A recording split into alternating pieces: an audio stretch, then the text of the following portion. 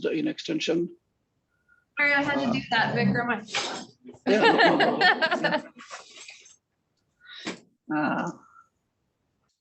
Okay, so I'll talk about the commonly used data collection methods, and there are less commonly used ones that are being used in some projects. And the second part, we will focus on writing the survey questions. We'll have a couple of activities. And for the second activity, I shared the guidelines for writing survey questions. You don't need that for the activity, but if you have it handy, that is maybe that can serve better. But as I said, it's not needed. Okay, so this is the plan I have for. It didn't advance. Oh, it didn't advance. No. Now we did. Yay! Okay, let us see. Are you able to see now? Perfect. Yeah. The break. Okay. Yeah. So this is the outline I have. First few minutes I'll spend on types of data like qualitative and quantitative data, and the differences as I see, and also something that I gained from literature, how to differentiate or how to approach, what's the purpose of each type of research or evaluation if you use quantitative versus qualitative methods. Then a good chunk of the first half we'll spend on data collection methods. The way I'll do is I'll tell you when each of these methods is appropriate to use, and if you decide to use that method, what are some best practices that I have observed in my profession so far. And then we'll have a very brief data collection methods activity is what I'm calling it. It's basically like you people worked on developing a logic model, right? Like coming up with metrics. So for that program or whatever you thought about, just what methods will you use based on what we discussed today to collect those indicators or the data that is needed to answer your evaluative questions. Then we'll, I hope to do the first 3 items for about up to 9:20-ish, and then we'll take a 10 minutes break. And then for the next more than half hour, I'll spend on guidelines, and then the activity where there is a set of 9 questions that I've taken from my own work with my extension advisors or students. So all of these questions can be improved based on the guidelines that I'll share with you. So we'll see like how you come up with what is not correct with that question, what is an issue with that question, and how it can be improved. And after that, the last 10 minutes, I'll spend sharing some best practices for developing and administering surveys, and leave the last 5-10 minutes for any questions you have. And also, like last week, if you have questions, please stop me anytime. Amanda, if you could please monitor the chat and stop me whenever there is a chat, something in the chat. Sounds good. Yeah, and for the Zoomers, I spotlighted Vikram, so the class can't see the Zoomers anymore, but I will be able to see you. Okay. So this is the plan, and because I'm spending the second half on only survey, because the survey is the most commonly used method, but the guidelines that we discuss about writing survey questions are applicable to writing any questions, whether it is like interview question or like any other type of data collection method. So let's see the types of data. So it is quantitative and qualitative, right? So quantitative is all numbers. You collect numbers from either the open-ended questions or closed-ended questions. It is all about numbers. So you report in numbers. Qualitative is all words. You analyze the words like that you collect from people, and then code them and extract themes, and then report out what we are finding as themes. Some people still want to do some frequency distribution tables showing like which code or like which theme is the most frequently extracted. This one like a theme from a particular question. While it is okay to do it, my recommendation would be to just leave it at that stage because I've seen some manuscripts where I reviewed for peer-reviewed journals.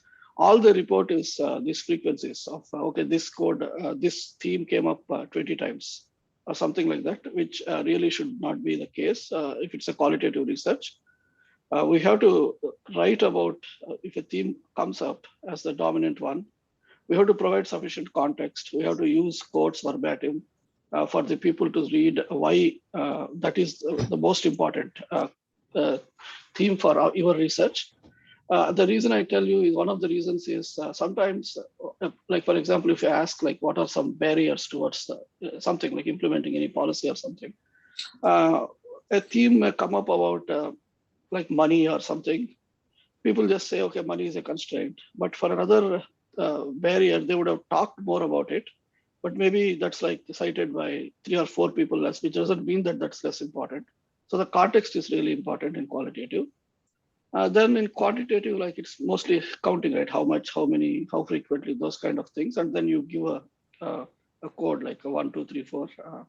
And then we carry out the analysis. Whereas in qualitative, it's all descriptions.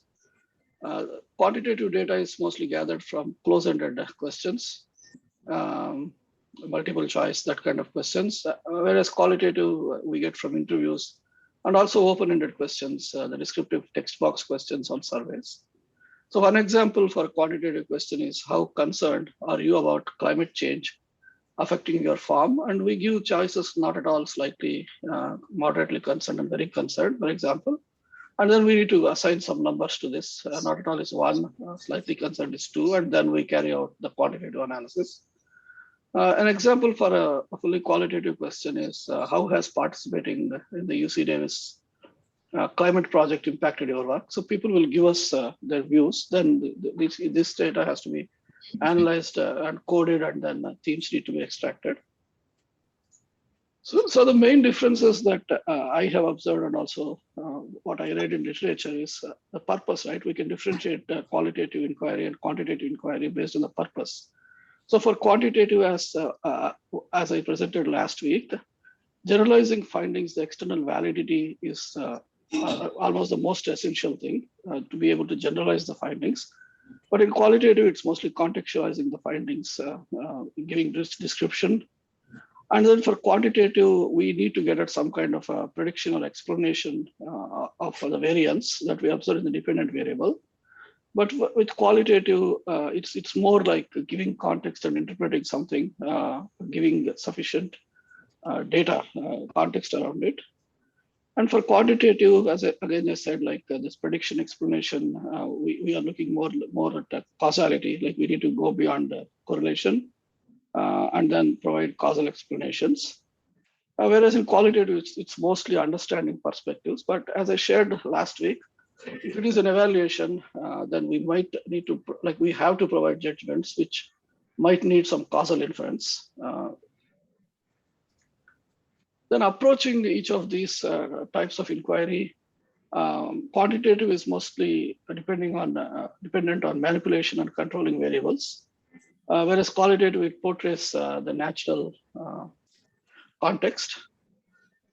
Quantitative, we need to have a theory, have a theoretical framework and then conceptualize it for our particular study. Qualitative, the theory is important. It's not that the theory is not important, but sometimes you can ground the findings in a theory, like a grounded theory approach. In quantitative, mostly we're looking for the norm to generalize the findings. Qualitative, we have to embrace complexity. Sometimes, like as we don't get deeply involved, we don't understand what exactly is going on. And one other way to look at it is quantitative, we kind of remove the outliers so that the data is not skewed, because we are wanting a representative finding. But qualitative sometimes has to focus on the outliers. Like why is it such an outlier, right? An extreme outlier, like more than 2 standard deviations or something. So that is an interesting case. So the assumptions by which these 2 approaches are operating is quantitative. Mostly we believe that there is an objective reality, whereas in qualitative, reality can be socially constructed. Quantitative variables can be identified and measured. With qualitative, variables are complex, and most cases they evolve.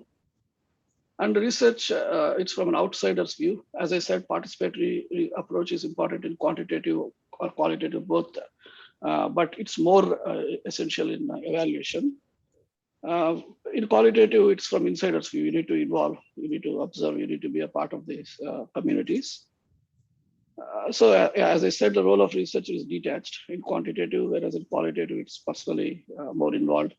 There are studies where people stay in the communities for 2-3 years and then they do ethnographic studies. And then qualitative, there is an objective portrayal. We try to give the reports like an objective portrayal. And then with qualitative, there is subjective portrayal. Again, it becomes really important to give a context for everything so that the readers understand why we are arriving at a particular kind of a conclusion. So I'll now talk about the data collection methods used in extension evaluation or extension education research, be it social science or like a biological science, animal science, whatever. So the commonly used ones, in my experience, at 4 land-grant universities in extension are these 4 methods: surveys, individual interviews, focus group interviews, observation. Observation, what I observed is our extension advisors, for example, extension educators, extension agents, they are doing it, but they don't realize that they are doing it. So it's more like telling them to do it more systematically. It has to happen, but they are doing observation because they are visiting the fields, right? So they have to think about it more. And the less commonly used ones, but nonetheless, I have used even after coming to UC Davis in the last 5 years, except the key informant interviews, we have used ripple effects mapping, Delphi technique, and document reviews. So I'll talk about each of these methods and then we'll do like a brief activity. So factors to consider in selecting data collection method, right? So there is no one method that is superior to other method. So what are the factors that we need to consider? So consider the purpose, the participants, like what methods are likely they'll respond, and the resources you have, because qualitative methods may need more resources, even sometimes, even if that's the best method. Then again, as I said, any evaluation activity has to be practical, right? So, and then as I shared last week, this is the gold standard, a mix of methods to the extent possible, and even within qualitative or quantitative, multiple methods, so that we are more confident about the judgment we need to make about the evaluant, the object of evaluation. So the goal is to collect trustworthy, authentic, and credible evidence, and whatever method allows you to do that, you have to select that one. So there is no one method that is better than the other, or one method that is inferior to other. Every method is equally powerful. So first of all, surveys, these are the most commonly used. This is the most commonly used data collection methods, as we all know. So when can we use a survey?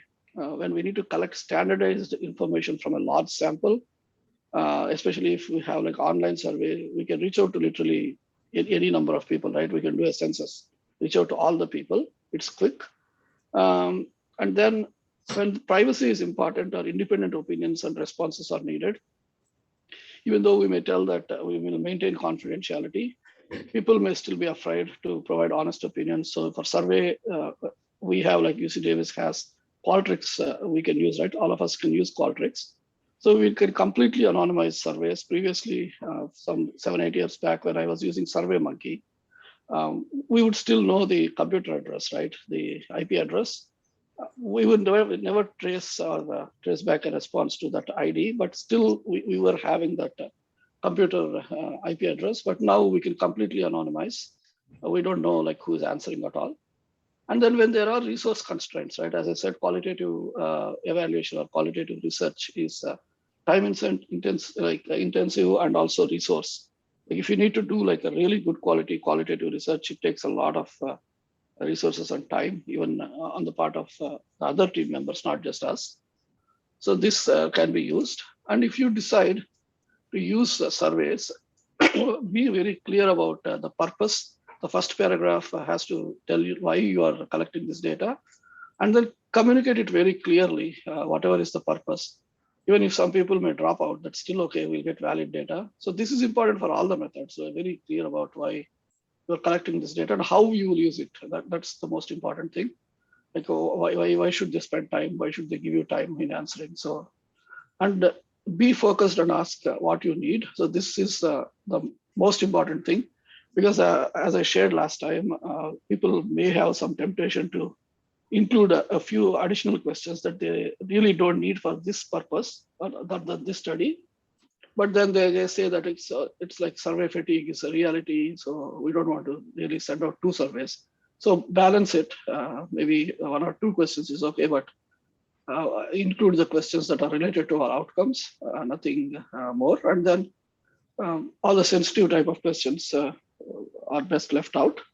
And then follow design principles. The last 10 minutes, I'll talk about some best practices of how to do this.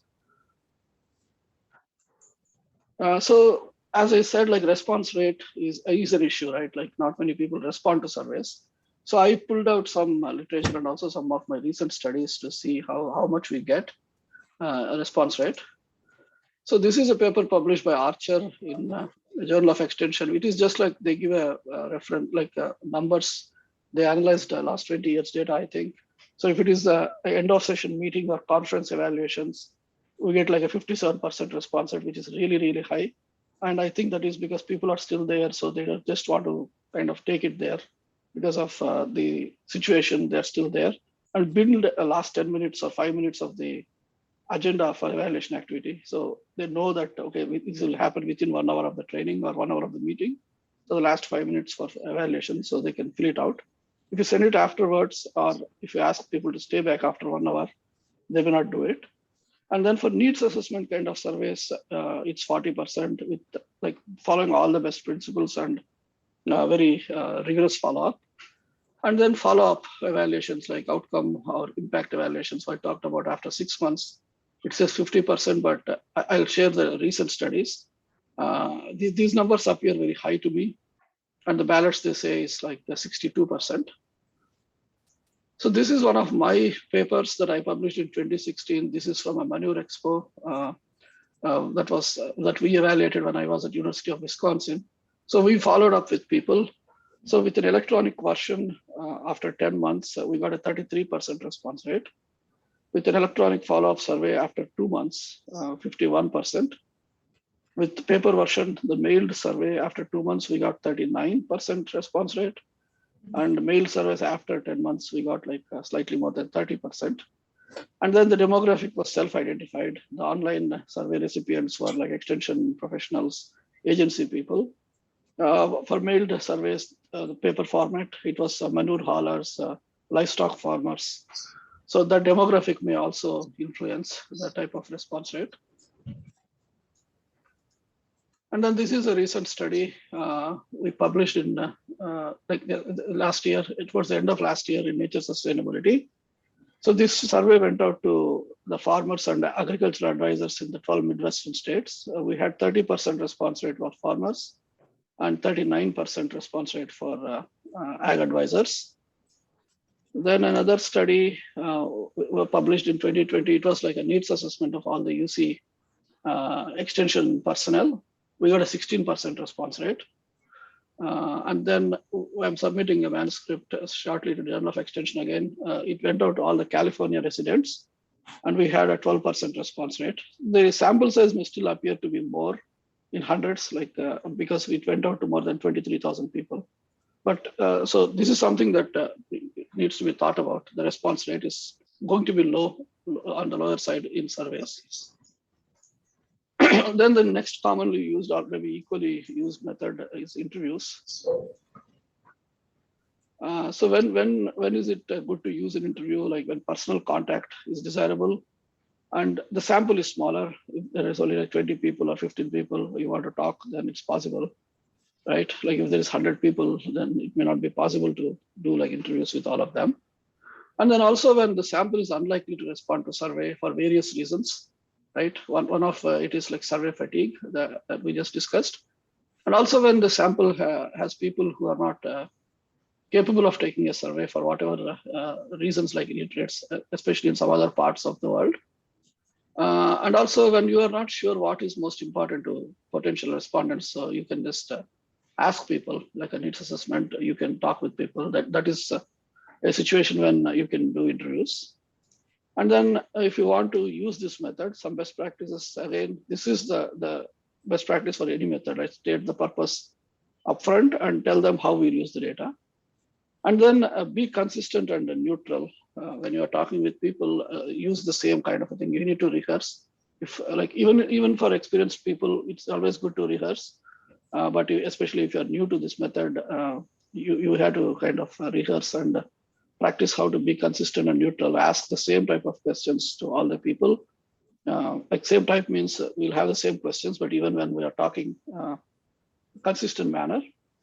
And also, like there are some people who are very chatty, and they will kind of ask us for our opinion, but we should not do that. It's not about our opinions or which may bias the answers in certain way. So we should not give our opinions. It's about collecting data from them. If they kind of drag us into a conversation, it is still politely we need to talk. I'll just show you how I do it. And when I say don't give any information or tell anything that may influence, it doesn't mean that you can't use prompts or probes that you can use to get more information as needed. And then this is something that I have been doing, like sending questions in advance, like 1 or 2 days in advance. I have not read anywhere that this is a recommended practice, but this is what I have been doing. And I found that people are more prepared to give in-depth information about the questions. But when the purpose is to get impromptu responses or something like that, again, it depends, right?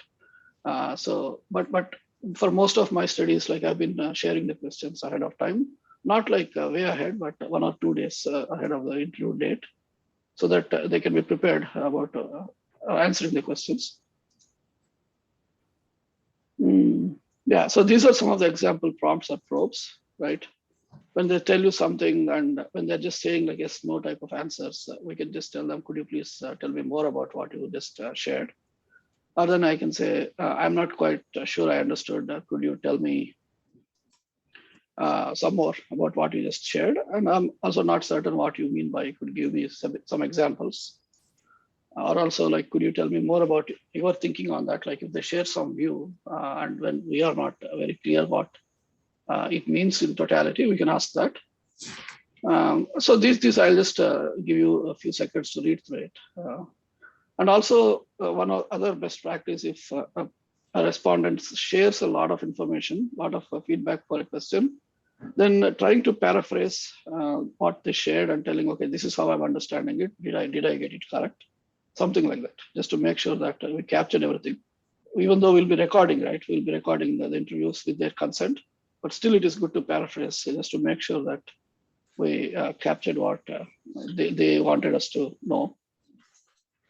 And the next method is focus groups. So this is also a very commonly used one, like it's a group interview method. So when we want to know different perspectives to a situation or issue, then we can do these focus groups with a set of people. I'll tell you under best practices what I think is an ideal size. And then when we want to understand common needs or situations that are affecting a community, then focus group interviews are a good method to use. And again, as with the interviews, don't know what questions to ask, or also when we want to know more from a survey, like we have like a ton of data and then we interpret, we run the analysis and we interpret. So it's also good to sometimes go back and share the findings and ask them, okay, this is how we are interpreting it. Is this how you meant? Like a representative sample, you can select for a focus group. And then also to foster trust and relationship building in community, you can use this method. So if you choose to use this method, I think around 10 people, maybe around 10 to 15 people, not more than 15, is good for a 1 to 1.5 hour interview.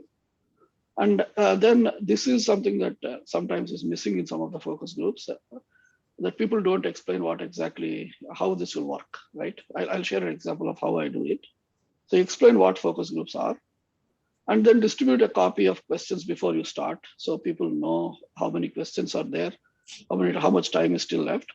So we need to have some idea of how much time to spend on each question. So we are crossing that, then we can just politely transition to next question. So the idea is not to cut off people when they are providing rich information, but sometimes it becomes redundant, right? They're sharing literally the same thing like many people. Then we can find a way to kind of transition to the next question. And then make deliberate efforts to involve everyone, because in almost all the focus groups that I have been a part of until now, There will be some people who will dominate. While that is all welcome, they're very enthusiastic. They're providing a lot of good data for us. We should make some efforts to involve everyone. But if someone doesn't want to talk at all, so we should not force them, but we should make our efforts to involve them. There have been a few instances where I felt, why in the first place did this person turn up for the focus, because they did not talk anything at all. Maybe they just wanted to make sure that the representative opinions are being captured, or maybe if there was anything completely off, maybe then they would have talked. I don't know, but there were like a few instances where people didn't talk, like one or two people, but they still participated participated in the focus groups voluntarily. So they are interested, but I don't know why they didn't talk much.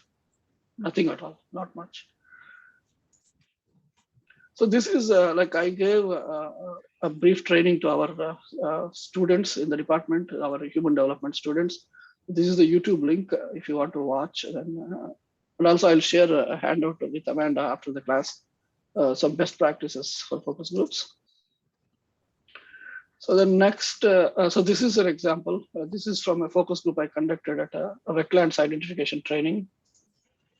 So I'll just read it out quick. So the purpose of this group interview is to know in more detail your views about this training. So let's begin, and then I'll tell them what's a focus group is. A qualitative evaluation method used extensively to generate richer information than is possible through a survey. I'll be asking you a set of questions over the next 90 minutes. And then this is really important to tell them there's no right or wrong answers. I want your views or opinions. So these are the rules that I usually tell out people. You may not have an input or on a question that I ask, and that's fine. You don't have to answer every question if you have nothing to add to what another person has already shared. Please be respectful of everyone's opinions. The information you provide will be confidential, and the written reports will only be in the aggregate form. No individual names will be taken. And also, if someone is speaking, kindly hold on to your comments so that we have only one person talking at a time, so that note taking and everything is easy. So coming to the observation, as I said, this is happening, but it has to be done systematically by our extension people.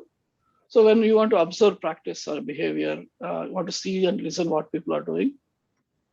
And also for the follow-up survey, right, to confirm the fidelity of implementation.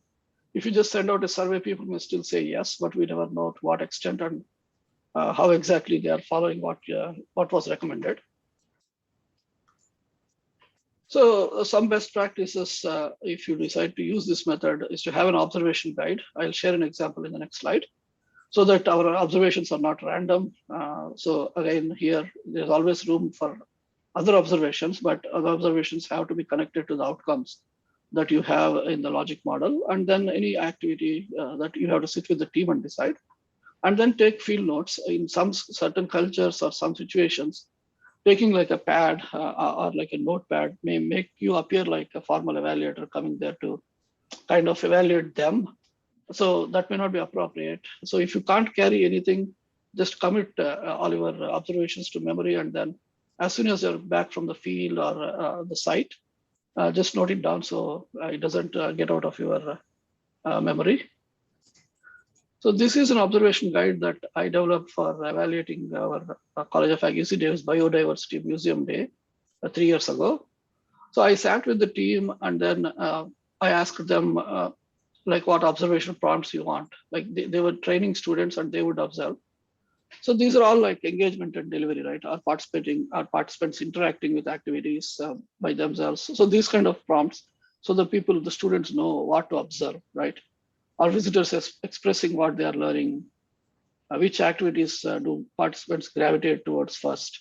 So that's kind of some kind of a directed observation. And also like the last one will always be other observations, right? Like there will always be something that catches your attention, which we can't anticipate. So those type of things, if we feel it is significant, then we need to capture it. So yeah, this was based out of some of my previous work or my colleagues' work. We adapted an observation guide we developed in Wisconsin for a 4-H camp evaluation, the group mapping that had an observation also.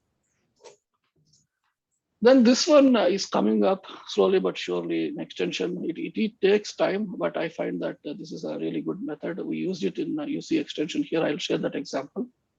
So ripple effects mapping is a participatory method that combines mind mapping and appreciative inquiry techniques.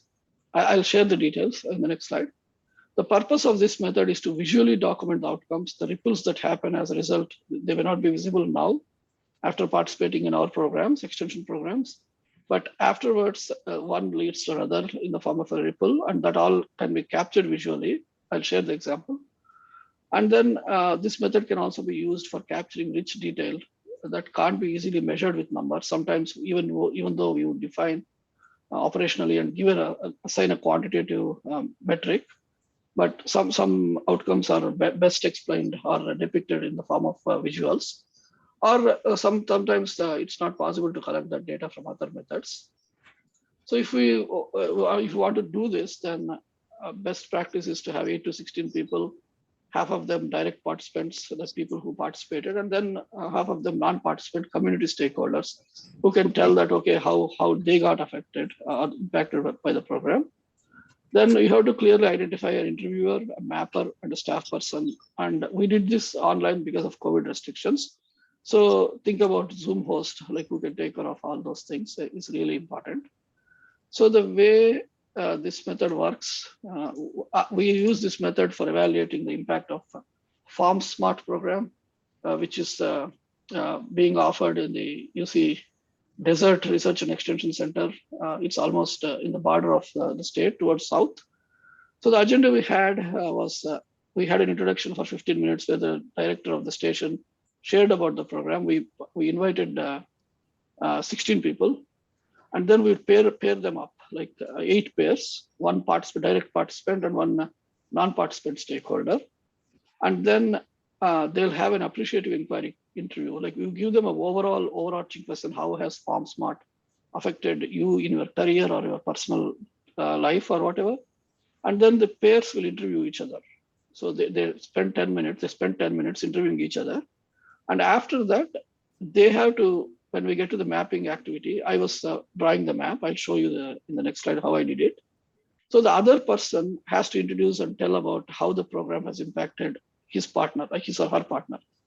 So if I and another person are paired up, then I should share the story of the person who I was paired up with, and the other person should share my story, how the program has impacted. They should introduce me first, and then tell how FarmSmart impacted me, right? And then that is the major chunk of the activity. And then after that, it's a reflection time where I share the map. We can save it as a PDF document and then share it with everyone, and then show, like reflection time. Did we capture everything right, or how did this go for them? And then this last closing of the activity. So this is the team that conducted the ripple effect mapping method. So this is when I started the mapping exercise. I'll show it in the next slide, how it turns out after all of it is done. So this is available as a guide, extension publication. We published last year. It is in the UCNR website. So this is how it comes, right? There are, like, if you see, there is a central box, that blue one, that is the impact part, FarmSmart impact. And then these 8 boxes that are coming out are 8 pairs. So they are telling the story of each other person. So this is how you visually document it. And then qualitative data analysis will happen with all the data that has been collected. And then Delphi is coming up. I think Amanda also used it. Wait. Can we go back to the other one? What is that? Can we go back to the ripple effects one? Yeah. How do you do that not on Zoom? What is that? How do you do it in person? Yeah, in person. With stickies on the wall? Yeah. Also, like one person can still be drawing the map using Xmind software. That's what we used. And then we can do it on a big one, chat. Yeah. And then you draw the ripples. So the people are still there, so they can give you feedback if we captured it correct or not. Okay, so, and you have like a non-adopter and an adopter, or like a non... No, like a direct participant and like a non-participant stakeholder. They are still affected by the program, but they did not participate in the program. Oh. Yeah. And they just ask random questions, or do you guide them in the question? Yeah. First, there is a direct overall question, right? How did FarmSmart impact in terms of so like it's like some guidance. And then they'll share us, like whether it helped with careers or how did it happen, like how did they get introduced to it. So there is guidance, like overall guiding question, and then they share. The non-participant is asking the participant questions? Yeah, so we pair them up, right? For example, 16 people are there. Sorry, I'm nerding out on this right now. No. It's, yeah, so there are 16, right? So if you see these boxes, second boxes, there are 8, right? Yeah. So these are 8 pairs. So there is like a student who participated in the FarmSmart program. And then there is a community stakeholder, like maybe a funder or like a program staff. They're also involved with the program, but it's from a different perspective. They are not the kids who participated in the program. Like they didn't attend the field days to learn or something like that. That's so cool. Yeah, actually I presented this at the American Evaluation Association conference also last year, and we are writing a manuscript now. Thank you. Yeah. Yeah, so the Delphi, yeah. Marina and I are just like staring at each other because it's so perfect maybe for Marina. Okay, sorry. Yeah. So for the next one is Delphi technique. So this is mainly for achieving consensus. So on any topic like what barriers are existing or whatever. So we need to identify an expert panel. So the expert panel will be answering the questions. They are the people who are responding to these questions. Then usually it's 3 rounds. The first round, you give an open-ended question, for example, what barriers are there or what needs are there or whatever like that.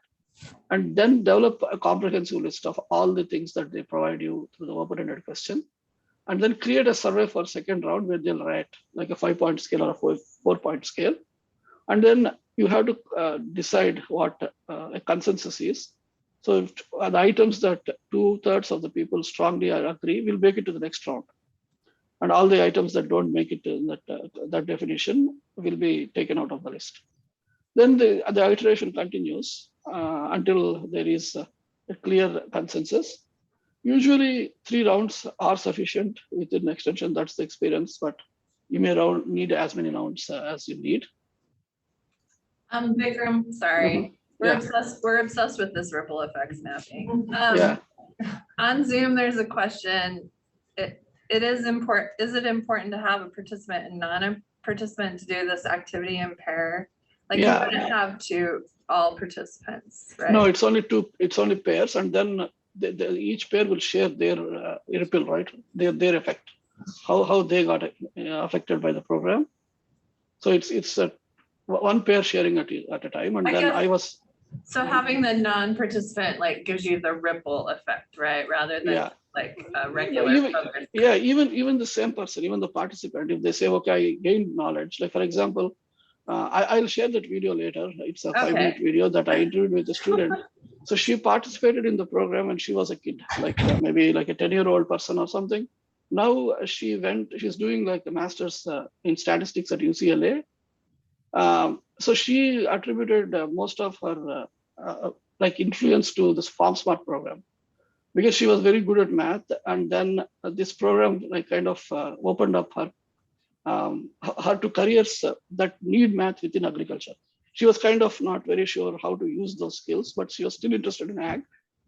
So that kind of a thing. So this is like a ripple that's happening after 10 years, right? Now she's going to school. Cool. Okay. Yeah. All right. I'm good now. We're good. Yeah. Yeah. So this Delphi, if you want, oh no, Delphi. Okay. Yeah. Sorry. I stepped in before you got to best practices. Yeah. No, the size of the panel, again, there is no right, the correct number, but make sure that you're including all the experts or stakeholders in that particular subject that you are studying in your area.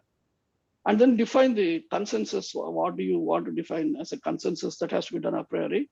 Like for most of the studies that my colleague at Florida, he's an expert in this method.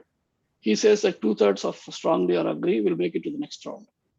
The items that get 2/3 of strongly or agree. That has to be defined upfront.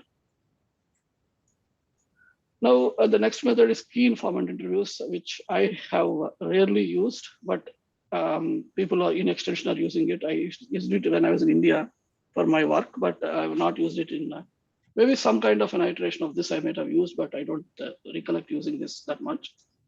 So when we want to verify collected data, like the needs assessment data, or when you do a needs assessment, it's often the case that you get a lot of wants also identified, but we have to prioritize, right? So you can go to some people who are knowledgeable in the community or considered as leaders or influential people and get opinion from them. And this can also be used to explore any unanticipated ideas. The best practice is, unlike focus groups where we need a homogeneous group, like a situation has to be affecting people commonly. Here we need to have a mix of people in the community, experienced people from different ages, races, and ethnicity. And around 10 people, like if you talk with 10 people, then you will start getting the repeated themes. So around 10 people is sufficient, but again, it depends on how complex the topic you are trying to address. The last method is document review, the secondary data. I already emphasized it's also like equally powerful, very, very important. So analyzing the existing information reports, there's little to no participant burden in this method.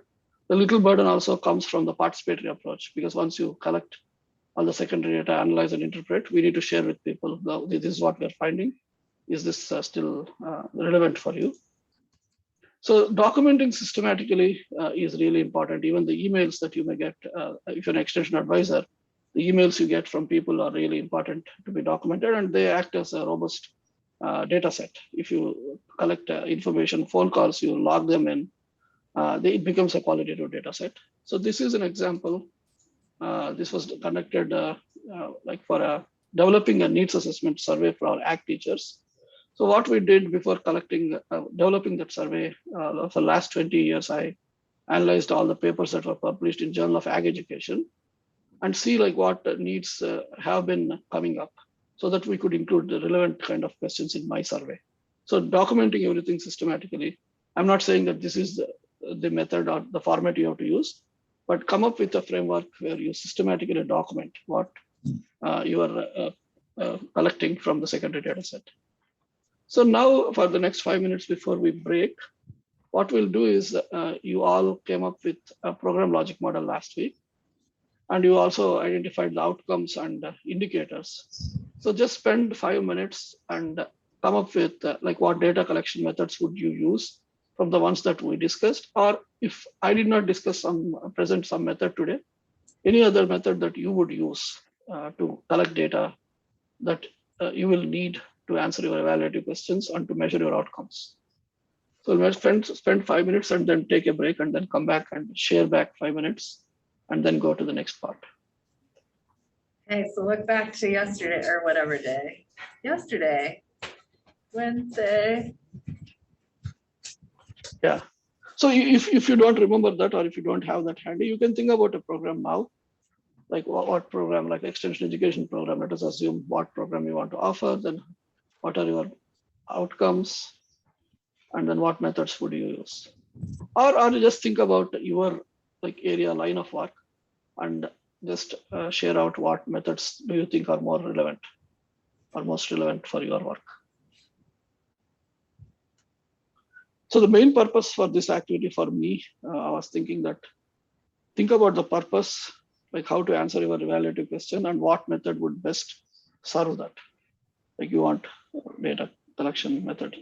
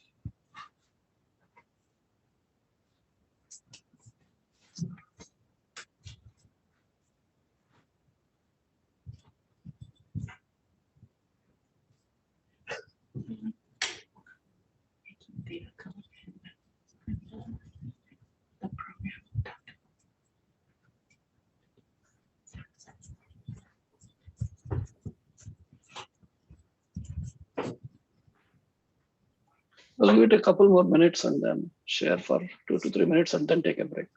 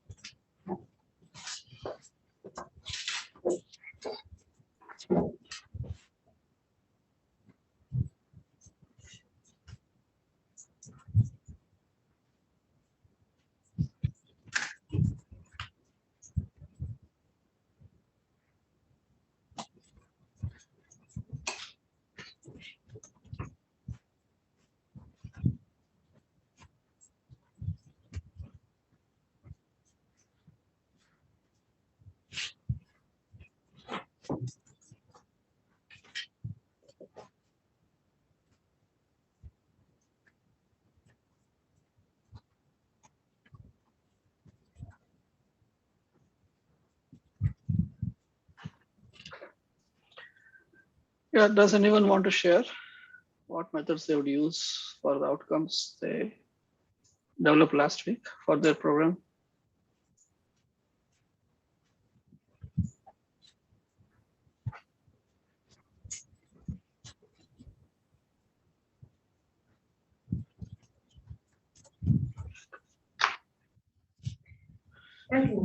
Okay, thanks. Hi, Vikram and Zariel. Yeah, hi. He's actually on my committee, so. Oh.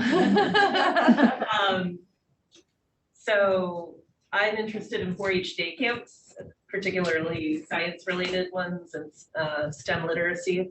Kind of measuring the content knowledge the kids obtain, but also their attitude changes is really important. So for one side, I would probably do a survey pre-post kind of test of just, do you know the answers to these scientific questions at the beginning of the day camp, and how do you learn them at the end? So quantitative measurement. But for a qualitative measure, it can be really hard to do that with like 9 to 11-year-olds.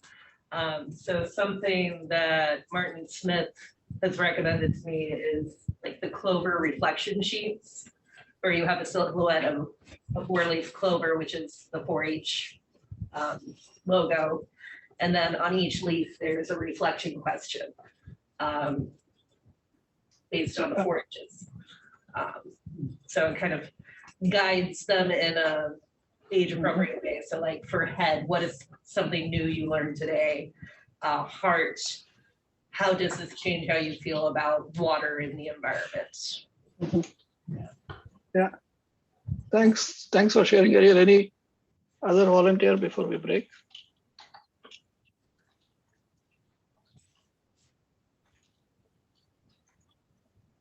I'll go. Hi, I'm Alicia. I was just emailing with you last week, actually. So I am interested in getting more farmers doing community supported agriculture together with the hopes of encouraging more collaboration to ultimately improve like their economic viability. And so a lot of the indicators are kind of like quantitative, like the number of CSA farmers attending workshops, and then like in a follow-ups sense, like the percent engaged and more dialogue with other farmers. So maybe along the same lines, but doing like a pre and post before the workshop, where we get them all together at like a round table and then post. But doing surveys to collect that kind of quantitative data, and then also maybe individual interviews to understand more about what types of collaboration they've had with other farmers and maybe how that's impacted their membership retention for their community supported agriculture programs. Yeah, okay, that's great. Thanks for sharing, Ariel and Alicia. So in the interest of time, maybe we'll take a 10-minute break now. And as I said, like you people can reach out to me anytime with any questions related to anything that I present today or last week. So I presented last week. So we'll take a 10 minutes break now. Sounds good. Alright. So you're able to see my PowerPoint, right? Yeah, we can.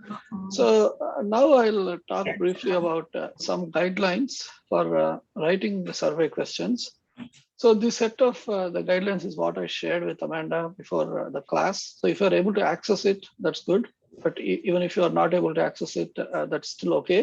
I Because stuck it in Canvas in files. yeah, so we just need it for the activity we need to do after this guidelines are presented. So how I did it is the set of these guidelines. Some of them I gleaned from literature over the years since I started my grad school. But after that, I've been adding to the list as I experienced them in my work for the last 10 years. So are you able to see the slide, the first point? Yeah, make it simple. Okay, yeah. So the first guideline is make it simple, short, and direct. So as short as possible, keep the question as short as possible, simple without any jargon, very easy to understand words, and direct to the variable that you are measuring.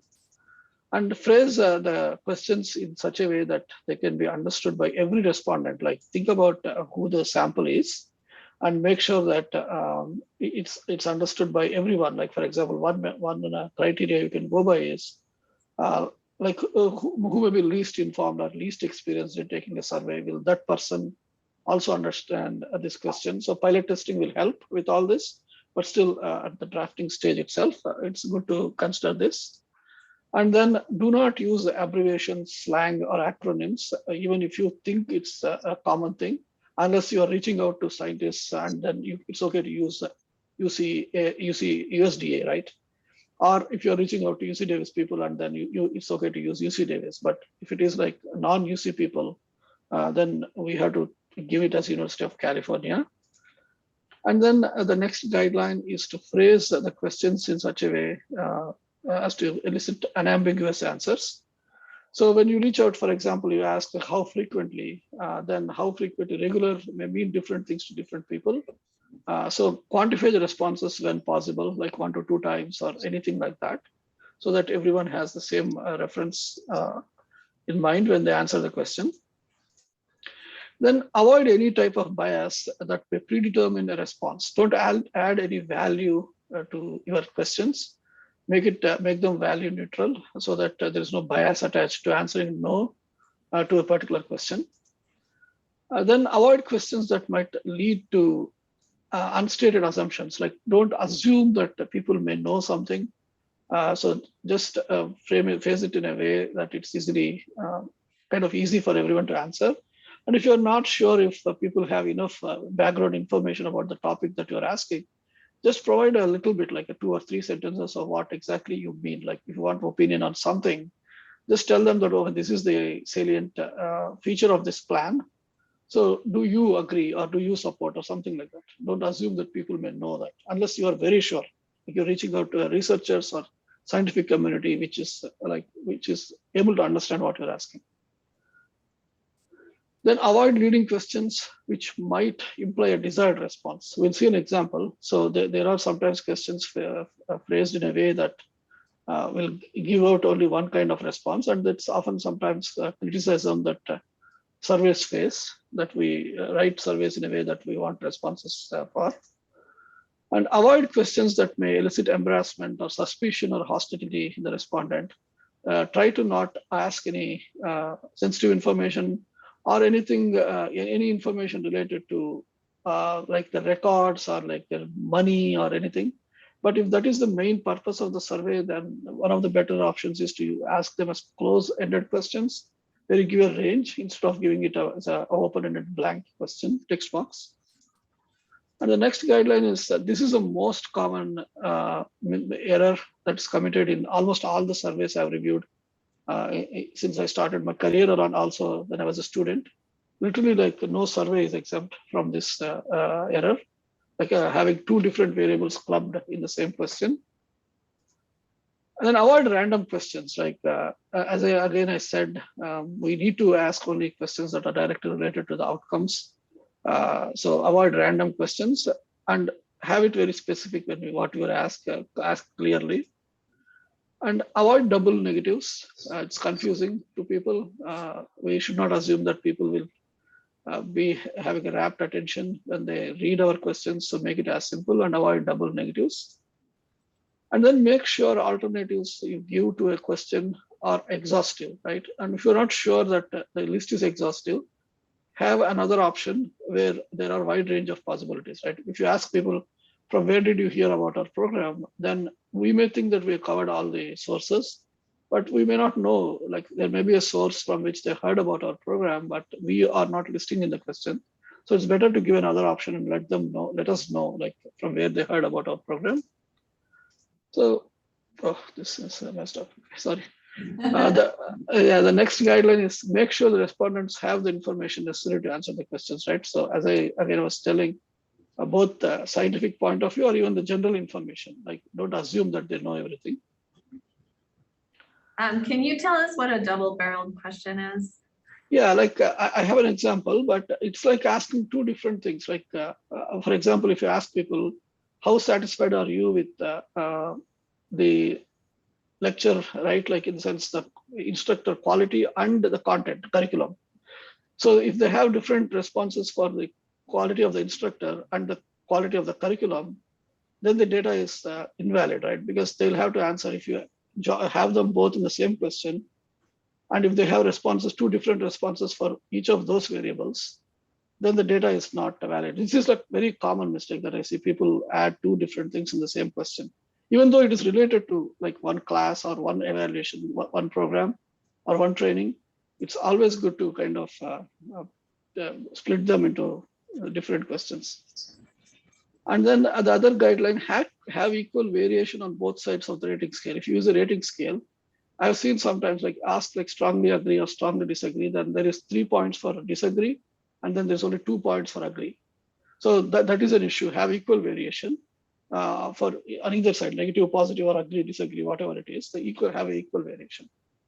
And then the next guideline is the question should match the answer choices. This appears like, why would anyone do this? But I have seen like many examples where the question doesn't like really, the answer choices they give doesn't really match the question stem that's being asked. And then the next guideline is decide the points on the scale, like if it's a Likert type scale, decide the points on the scale based on the purpose. People ask me like whether a 7-point scale is better or a 5-point scale is better or a 3-point scale is better. There's no really right or wrong for that. It really depends how much variance you want and also the type, right? You want like an even number or an odd number.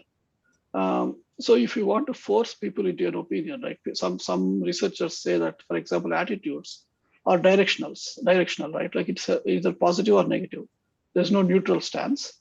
So it depends, right? But for me, as a person who is mainly dealing with adult learners or even kids sometimes, I prefer giving a neutral, like neither agree nor disagree, because I think that we need to give that space. But again, it depends. If you want to force people into an answer, people do that also. So keep that in mind. What's the purpose? And then give a time frame or range when necessary. When you ask people, how has something changed in your community? It's really important to tell them, is it in the last 2 years? Or is it in the last 5 years? Or is it in the last 6 months? But we see so many surveys people ask, don't give that, right? And then when you have an open-ended question, right, like a text box question, research says that having an importance prompt and a bigger text box gives you more data. Like importance prompt is like how exactly you use that data from that question to inform the needs of the stakeholder or how that will affect the people living in the community. So this has been published by researchers at University of Florida. They have done a regression analysis and found out that this one having an importance prompt and a bigger text box gives more data, but they did not analyze the data responses for quality though. So it's only quantity, like having a prompt gives you, makes people write more, but we don't know like if the quality is better or not. And then include a question inviting any other comments about the study, which we usually do. I'm not saying that this is violated, but almost all the surveys do that, inviting comments. And the main reason we should do that is to like get us any unanticipated outcomes. People may tell us something that we don't anticipate. And then this is a golden rule. Keep the questionnaire as short as possible. How short? Maybe not more than 2 pages, like right front and back, but not maybe more than 10 to 15 questions. But there's again no fixed number. But keep it as short as you can is the best. Okay, so this these are the guidelines. So what I'll do is I picked these 9 questions. I'll leave it and we'll have 10 minutes. We'll work as individual 10 minutes. And each of these questions, according to me, it can be improved based on the guidelines we discussed just now. So if you have the guidelines handy, that's okay. Or even like if you remember overall essence of what I just presented, just work on these for the next 10 minutes, and then we'll share it back for the next 10 minutes. Is that clear? Is that clear what we have to do now? Yeah, I'm wondering if we should send the Zoomers out, or do you want it to be individual or together? I think I wanted it to be individual. Individual, okay, then we're good. Okay, and then I did put his document in files. Yeah. If you can access it easily, that's okay. But even if it's not there, just remember the essence of what we discussed. They don't need to be according to the guidelines that I just shared. Maybe I am missing some guidelines. So you can just think, and if there is something that you come up with new, I can add to the guidelines for next year.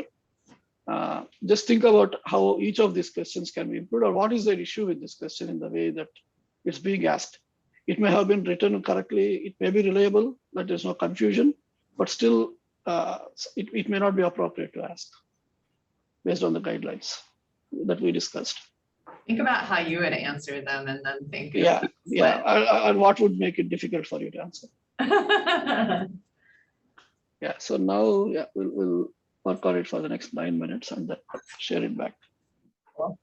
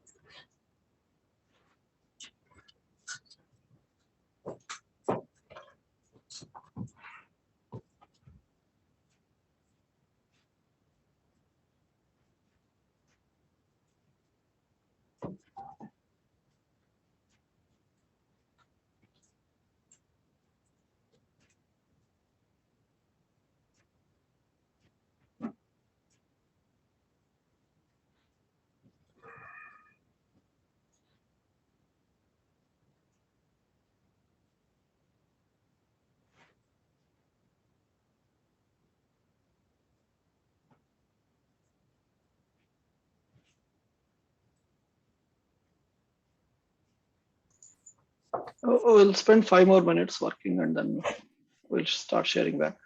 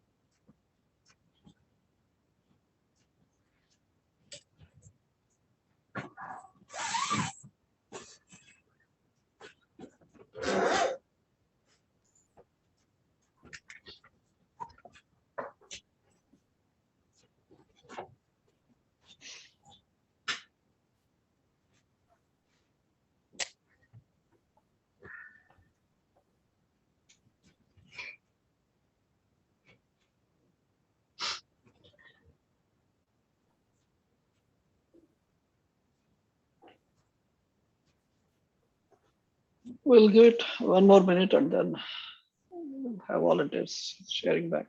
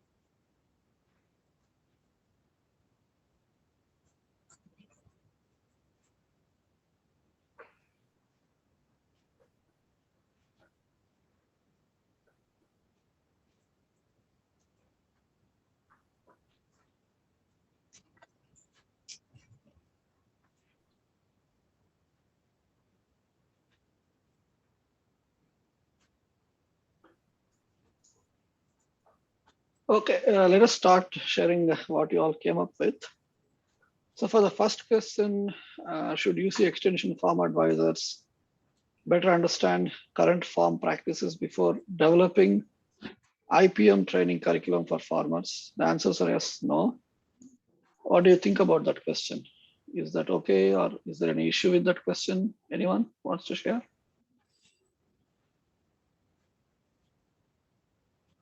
It seems very leading. Like I can't imagine anyone answering no to it as it's phrased. Yeah, that's exactly one of the guidelines that I had, and it's going to UC extension clientele maybe, so that's not a big issue.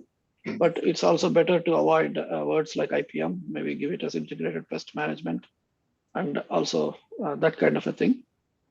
Yeah, again, I had like, Yeah, in the chat, it says it's very complicated because it's yeah, kind of double barreled. yeah, it's not direct, simple. That's what I had. And also the point Amanda made, I don't think anyone will say no to that, right? Yeah. So the second question, has your high school education adequately prepared you for college? And that goes out to community participants, residents. So what do you think? Is there an issue with that question? If there is one, what's the issue with that? Yeah. It's like not really a yes, no question. There could be a lot of gradient there. Yeah, that's a good point. Anything else? Any other issue with that question you all can see? Yeah. I think the word adequately is pretty broad and pretty subjective. Yeah, that's a great point. And there's one more thing that I can see with that. So it's having an unstated assumption, right, that everyone has a high school, especially if it's going into residents. So that's an issue. Again, as I said, it's okay for some where you know that, okay, everyone has a high school education, but you have to consider all those also. So the next one, question 3, what is your annual farm income in USD? What do you think about that question? Rude question. Too personal, I think. It's too bad our economist isn't here today. Yeah, I wondered about, like, should we say, like, is it gross versus net, or? Yeah. And also, one of the feedback I got for one of those questions that was developed by a person for a survey, our advisor, one of the county extension person said, people may not be feeling comfortable to share this. So if at all we want, have it as a range. Yeah, it's really personal. It's sensitive. Yeah. I'd almost rather ask people about, like, what price they're getting for something, or something. Yeah, this question actually kind of tells us the importance of participatory approach, because if you observe it from a question point of view, it's okay, right? There's no confusion. Like, for example, if you add gross versus net, then a gross versus net, that's okay, but still people think that this question should not be asked at all. Yeah. So what about question 4? My farm is a leader and an innovator in the county for best IPM practices. Strongly agree to disagree, strongly disagree. Subjective. Double barreled. Yeah, that's exactly what I meant. A farm could be a leader, but not an innovator, or maybe an innovator, but not like a leader in that sense. Like, if there is 2 different responses people want to give, for my farm is a leader and my farm is an innovator, then we need to separate those questions out. Sometimes you can ask 2 variables if you think that both of them go together, right? They have to be measured in a combination, then that's okay. But if it is like possible to get 2 different responses for the 2 things that you are asking in the same question, that's a big, very, very common mistake in all the surveys that I've seen. What about question 5? How long have you been working for UC Davis? 0 to 2 years, 3 to 5, 5 to 7, 7 to 10, and more than 10 years. Is there an issue with that question? Doesn't say months or years. Oh, Yeah. right. And the good catch, Lauren. The categories are overlapping, so if I've been working at UC Davis for 5 years or 7 years or 10, I know which one to pick. Yeah. Yeah, that's great. Yeah. Yeah, there's mutually, we need to make sure that they're mutually exclusive, but otherwise, as I said, like, where will I put like 3 to 5 or 5 to 7 if it is 5? So Amanda, you are monitoring the chat, right? There's a lot of chat. Yeah. Yeah, okay. The things I'm saying are from the chat. Okay. What about the sixth one? To what extent do you utilize nutrition-related information from UC experts to inform food purchase decisions? Yes, somewhat, no. Is there an issue with that one? Yes doesn't understand somewhat. Yeah, right. Yeah. The answers don't line up with the question. Yeah, exactly. That's it appears kind of why would someone do this? But this is observed. I don't say that's I see this in every survey, but I see in quite a few surveys. The answer choices do not match exactly, at least, to the question. Seventh one is like really important. Let us see what you all think. To what extent has your climate information usage in informing farm decisions increased? A little, some, quite a bit, a great deal. I see two issues with that. Let us see what you all think. It's a leading question. Mhm. None. It assumes that there is change. Yeah, There's also no time frame, so it's like over my lifetime as it yeah. is. And also, yeah, these are all great points. I had all of these in my notes, but the main issue I find with this question is it's not willing to take a change in the, like there's no choice for decrease. It's asking only increased. So it's kind of getting the information that we want kind of a thing, right? So to what extent has the usage increased, but they're not asking the possibility it could have decreased also, right? Yeah. So what about 8? Please share your opinion about the popular 4-H gardening curriculum. It's an open-ended question. Please share your opinion. Popular is like biasing the question. Oh, yeah. Yeah, that's what I had. Isha also says the same thing. Yeah, that's exactly what I had. It's leading that you are kind of influencing people to give the positive feedback. Sort of vague, like please share your opinion. Like that doesn't really prompt me to say mine. Like, I don't know, seems good or not. Yeah. I think that it needs to be like more specific about what sorts of like what aspects things be thinking about. Yeah. Yeah. So what about the last one? Do you think the proposed plan to expand the role of 4-H volunteers in the Half Moon Bay community is good? Yes, no, maybe.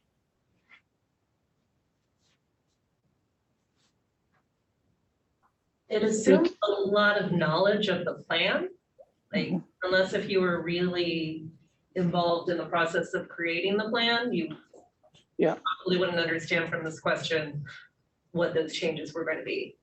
Yeah, exactly. That's what I had in my feedback to this question to the team. That if you all to ask and if you're not sure if everyone knows about the proposed plan, it's better to give like 2 to 3 sentences, the essence, right?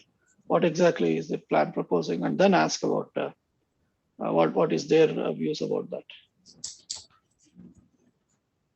Okay, so this is just a kind of a brief activity to make you think how we should think evaluatively, like when we are developing surveys. So you can see those, I think there's 20 guidelines or something in the handout that I shared. And then if you have any questions or if you have any surveys that you're developing that you want me to review just to have like another set of eyes, just to make sure that we're adhering to the guidelines, I'm always happy to do that. So the next, what time is it? Okay, for the next 7 to 10 minutes, I'll just share some best practices for developing and administering surveys. As again, I said, even now and over the last several years, surveys are the most commonly used. So I thought that maybe I will spend 5 minutes very quickly before we open it up for questions. So for online surveys, decide how you will, your survey will be programmed and hosted. As I said, we all have Qualtrics from UC Davis. So there are like a lot of Qualtrics classes 101. There is one in Wisconsin, University of Wisconsin Extension website. It tells us about all the types of questions we can ask and how they can be used. So do that if you are interested, and then evaluate the technological capabilities of your sample. Not everyone may be capable of taking an online survey. So to decide the format, do some research on what would be a better format. And then see that the questions display similarly across all the devices and browsers. This is really important. Sometimes people don't do this. Just see how it displays on a mobile device versus a big computer screen. And then decide how many questions you want to have per page. It's always good to give page breaks instead of having a long survey. And what questions you want to have together, or how many pages per question. Again, you can use some logic, whatever logic works best for you. The way I do it is like questions related to one outcome, I have them all together. And then have interesting and informative welcome and closing screens. The welcome screen, I said, purpose of the study very clearly and how you'll use it, right? And you give your contact information for them to contact you about any questions they may have about the study or about the survey. Then allow respondents to back up in the survey. There is sometimes people forget to click this selection. Always it's good to give an option for people to back up and see what they answered previously. And whether or not you should use a graphical progress indicator, the research literature says that you should use one. But I have had some people, especially who are doing very long surveys, they don't want an indicator because people will see that, okay, there's still so much left even after spending 5 minutes, 10 minutes. So it's up to you. And allow respondents to come back later and finish the survey. They may have something else to do. And use multiple contacts. Following it is really important. And vary the subject line, the message, just so that they know how important it is. And then take steps to ensure that emails are not flagged as spam. Don't use words like survey or hyphens, such kind of things in the subject line, because some words may lead to automatically getting filtered by spam. And if you want to use paper survey, maybe it's better to construct in a booklet form. As again, I said, keeping short, like maybe not more than one page is really good. But if we have to have a bigger survey, then construct in a booklet form. Again, decide the question layout, just like online survey, what questions you want to ask first and ask later. Yeah, create informative and interesting front and back pages. Same thing like online surveys. This may not be always possible, but to the extent possible, if the sample size is reasonable, personalize all contacts, meaning that you'll have the first name of the person in the cover letter. So sign it instead of having one sign and then scanning all the documents. But it may not be possible if there are 2,000 people, but so think about it. Personalizing may help. And then ensure that emails, that this survey mailing will not be mistaken for junk. So don't have like a flashy colors that other marketing companies may be using. And strategically time all the contacts, avoid like holiday seasons, busy time for your respondents. For farmers, it may be a different busy time compared to like people working on university campus or students. So think about that and decide when you want to administer the survey. And then for paper surveys, this is important. In order to follow up, we need to have some kind of an identifier, because otherwise we don't know who has responded. So sometimes people, when I assign an ID, they kind of strike it off. Then I indicate in the cover letter, the only reason I'm assigning an ID is not to track your answers or to see how you are answering. It's only so that you don't get another email, like other mail packet, because I don't know if you are responded or not. If you strike that off and send it back, maybe you'll get a reminder again, even though you have taken the survey. Then just disregard the survey reminder. And then to the extent possible, send a token of appreciation with the survey request.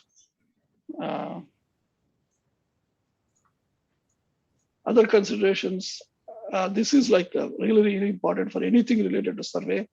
Keep everything as short as possible, like the letter, the message, the questionnaire itself, small paragraphs and small sentences. For mailed surveys, have white space, make it appear less busy, and follow visualization principles. For example, one of the things that I read if it's going to kids, you can develop the survey like a video game. So they feel like they're taking some video game or something, playing some video game. So those kind of principles. So this is all I wanted to present today. So we have 10 minutes. If you have any questions, we can spend the last 10 minutes on that.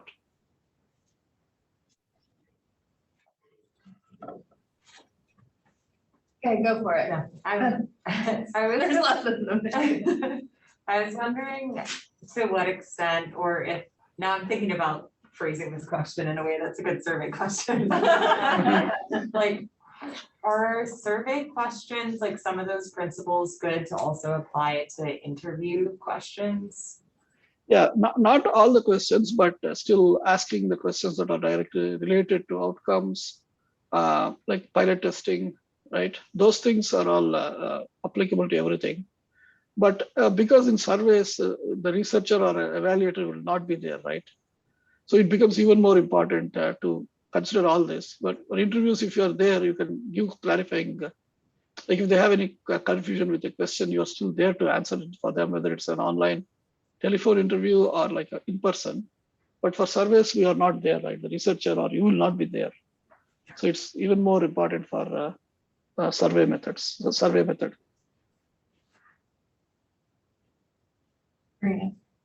I have a question about ripple effects mapping. Yeah.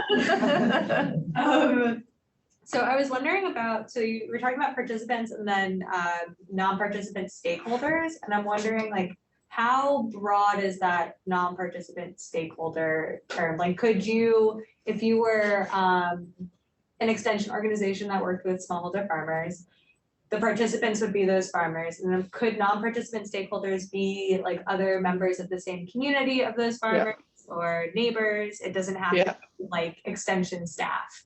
No, yeah. Anyone who is in the community who knows about the program, but they did not participate, like they're not a direct extension clientele, they're not direct stakeholders, but they are our indirect stakeholders. It can be like with the funders, right? Like how did they think? Like did someone tell them that, okay, this program is impacting them? Right, in our ripple effect mapping that we did at the Desert Rec, the Research and Extension Center, one of the non-participant stakeholder was the person who funded the project, not the person, but the person who was representing that funding agency. So she shared that, okay, she heard so many great things about the program and they feel that it's worth funding that program. So she did not participate in the program as a learner herself, right? But she is like still in the community and she still has a stake in that she's supporting the program. So she has evaluation data now to kind of know that, okay, the funding is worthwhile. So the non-participant is still connected to the program, but not the direct stakeholder, like not the kids themselves. Do you worry about power structures, like, you know, like farmers telling them what they want to hear? Yeah, that has to be thought out. But in this case, the students who graduated, like in sense who were attending the FarmSmart program, right? And now some of them attended the program like 8 years ago, 10 years ago.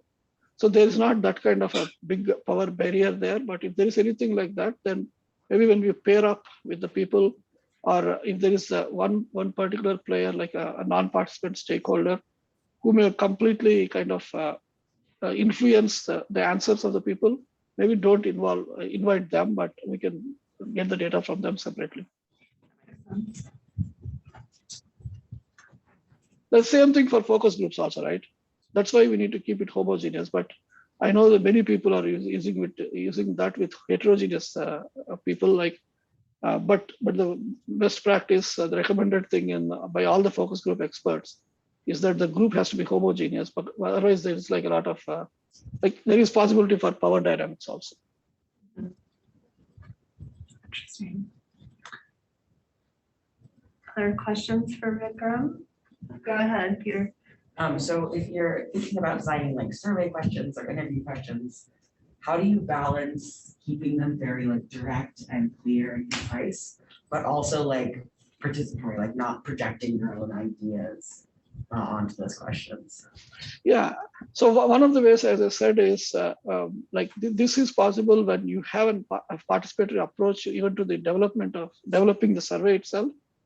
So you involve some people, right? Even the pilot testing or the validation panel after the experts review it, running it through some community partners, like some representative group.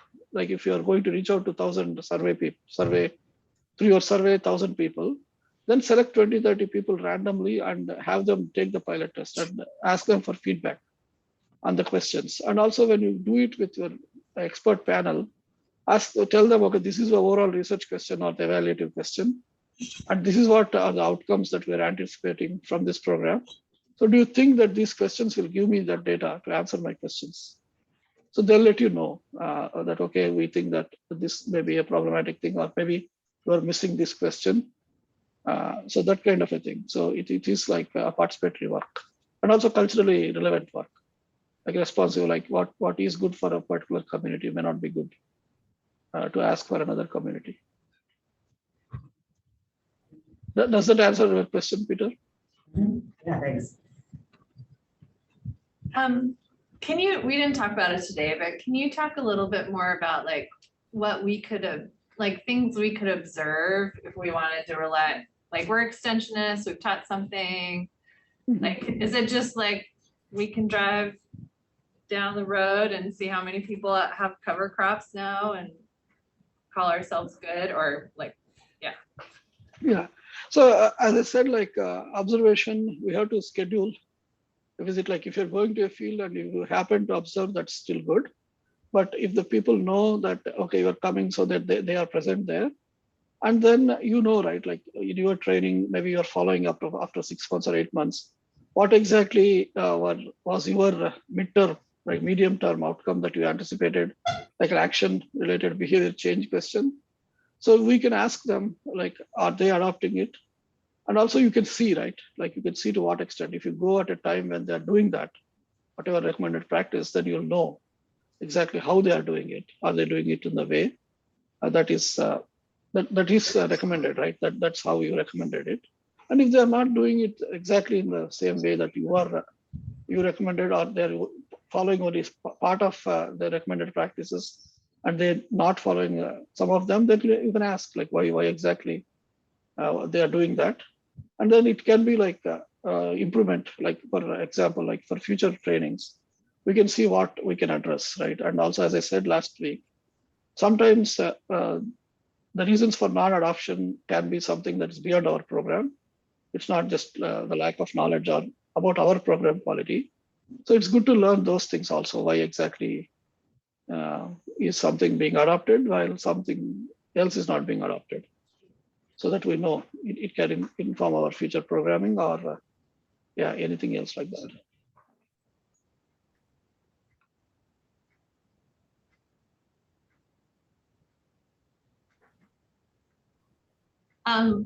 Should you, okay, say you're like a certain kind of scientist, should you like continue to ask the same kinds of questions over time? Does that help you like with greater impact, or like how do you get at like the overall impact of your giant program? Yeah, if it is like a long running program, right? Like if we have a farm advisor or a 4-H advisor or a nutrition advisor, whoever, if they are working on the same program over like 10 years, for example, or if it is their signature program where they're going to focus their career for a long time on that topic, then we keep collecting behavior change data, right? Every year follow up. Then we can get at the impact, right? The big picture of what's happening. But if it is not possible to have like a long running program, then we use the behavior change data. But again, to your question, it is good to keep collecting data about the same question to know like what exactly is happening. But if there are some other subsidiary questions that come up over time, we have to collect data from that also. But keeping the focus, what exactly you want your program to do after 15 years, and whatever data is giving us that information to lead to make that conclusion, I think we need to collect that data.